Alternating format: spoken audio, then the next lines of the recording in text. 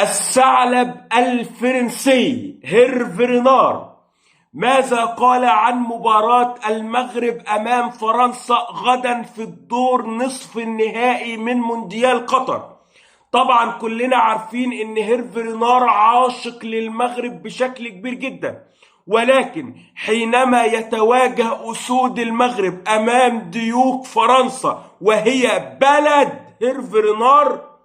فإن هيرفي رينار أعلنها بأنه يتمنى كل التوفيق لمنتخب بلاده المنتخب الفرنسي في إقصاء المنتخب المغربي والصعود إلى دور النهائي. هيرفي رينار أيضا كان ليه تصريحات أخرى في صحيفة ليكيب الفرنسية اليوم، ووجه تحذير شديد اللهجة إلى المنتخب الفرنسي ومدربه ديدييه ديشامب من خطورة اللاعب المغربي يوسف النصيري، حيث أكد هيرفي رينار أن يوسف النصيري مهاجم مثالي في الضغط على دفاعات المنافسين، وكذلك في استغلال طوله الفارع في تشكيل خطورة على مرمى المنافسين، والدليل ما حدث في مباراة البرتغال وهدفه العظيم القياسي في القفز. أيضا هيرفي رينار أكد